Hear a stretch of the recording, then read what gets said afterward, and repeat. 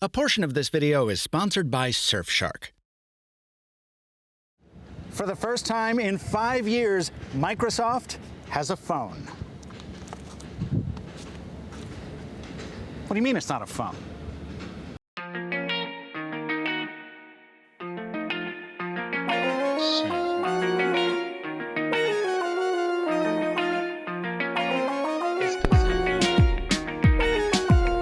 Yeah, of the many things to understand about the all-glass, Android-powered, dual-screen device called the Surface Duo, the fact that it's not meant to be a phone is the second most important one. I mean, look, it has an earpiece and mic. You can force it into that role of a smartphone. But it's better to think of it as another device you carry, a pocket-friendly version of the Surface you might be familiar with from the PC space. And just like those Surfaces, the Duo is more expensive than competing products, it's more ambitious as well, and this is the most important thing to understand, you probably shouldn't buy one in its first generation. That shouldn't come as a surprise. Almost every first-generation product is a risky buy. Just look at those foldables I love. The first Galaxy Fold was rushed to market and got recalled. The first Motorola Razr revival had enough compromises that even I held off buying one. It's only now that we're seeing wave 2 of those products, with the Razr 5G and Fold 2 showing early signs of greatness, that we can look back and say, you know, I sure am glad I didn't write off that whole category just because the first attempts were shaky.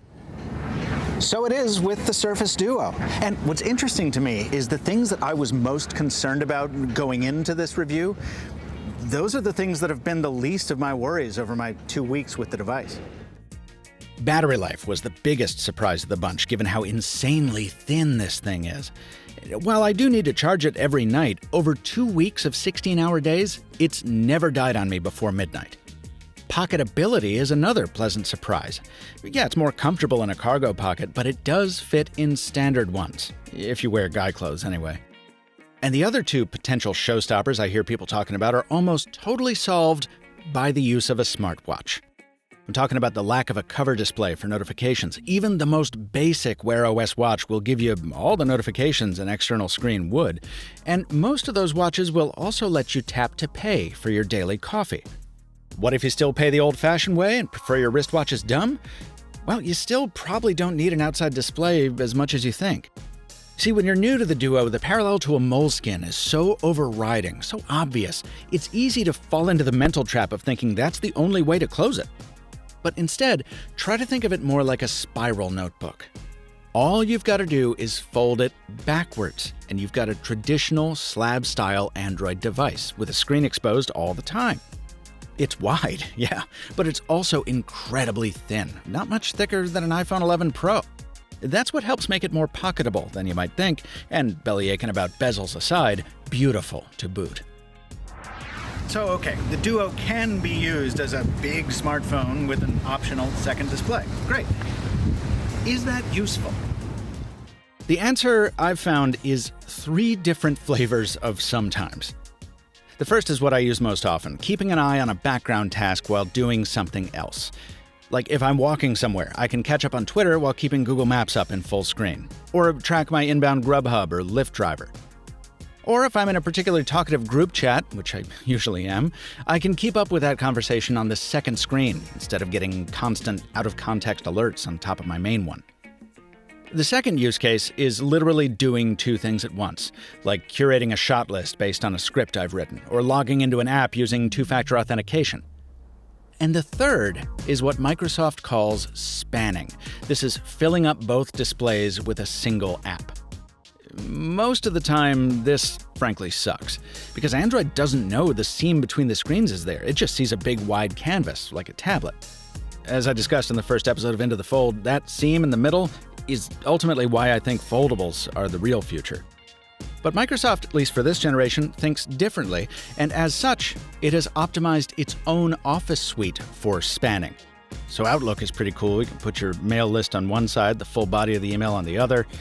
And this is huge. The multi-column support in the new Kindle app has made the Duo my favorite $1,400 ebook.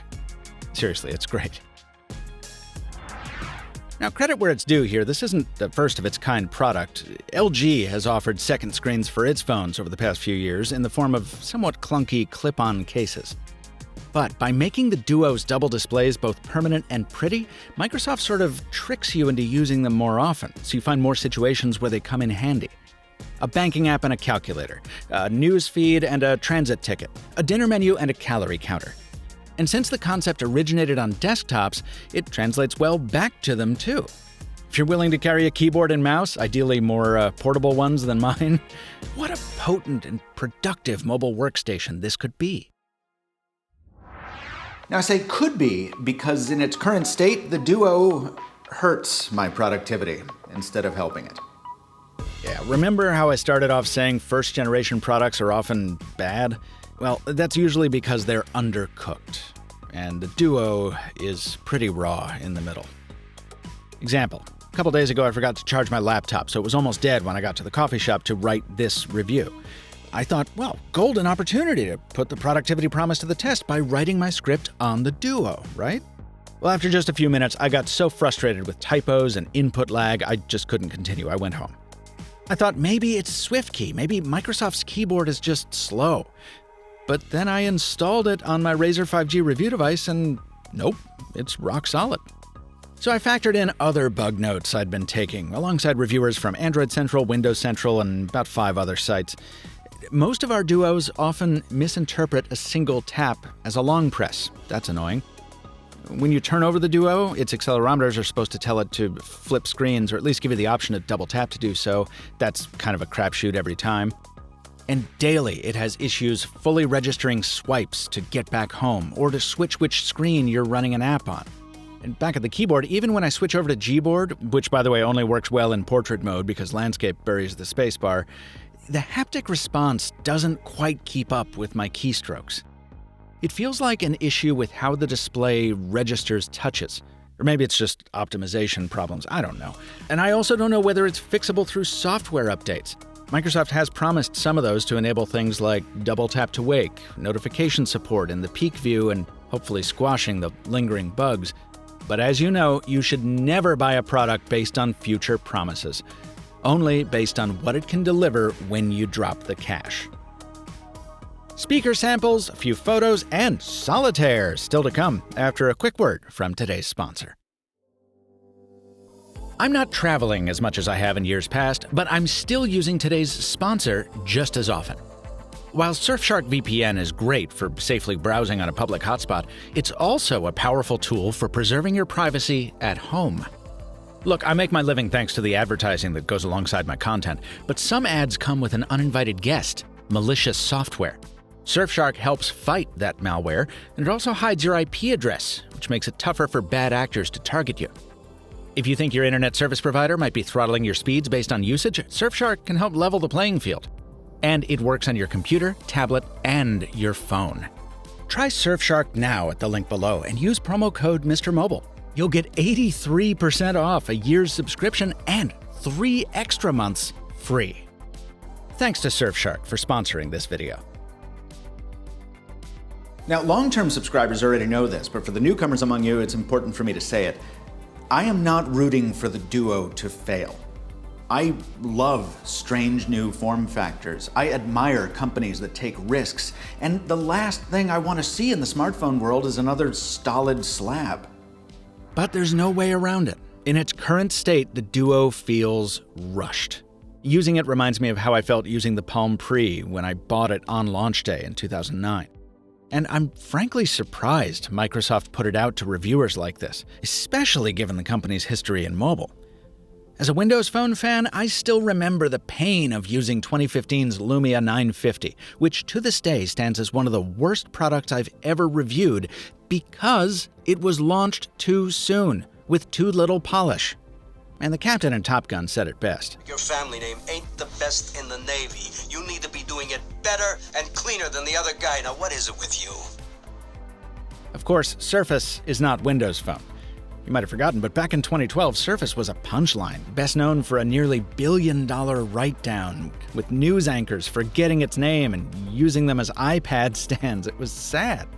And to go from that to a successful product line that showcases some of the slickest hardware in computing, that's impressive, and it's indicative of what Microsoft is capable of when it really wants to make something happen.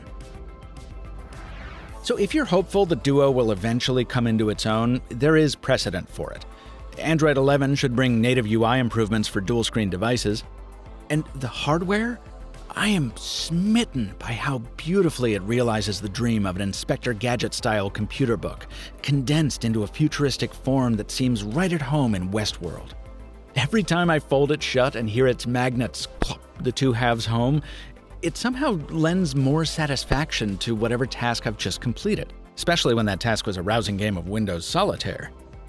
And the fact that I can use the Surface Pen on either display and then stick it to the front cover magnetically is almost delightful enough to make up for the pen not coming in the box, and that magnetic attraction being accidental instead of intentional.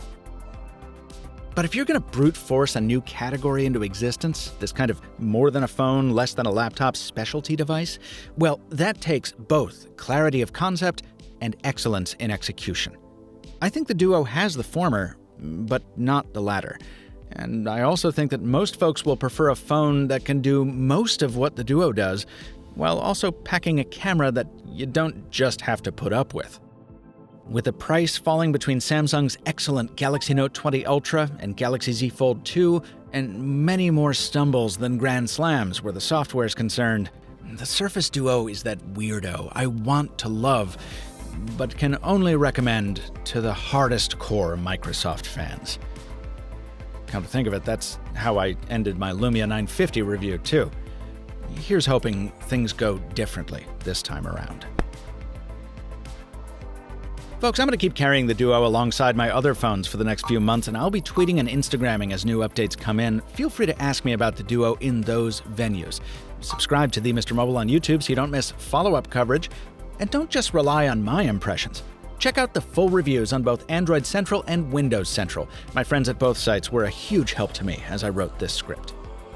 Disclosure, this video was made possible by a Surface Duo review sample provided by Microsoft. But Mr. Mobile works for you, not the manufacturers. Microsoft provided no compensation for this coverage and was given no copy approval rights or early preview of same. That means they're seeing it for the first time right alongside you.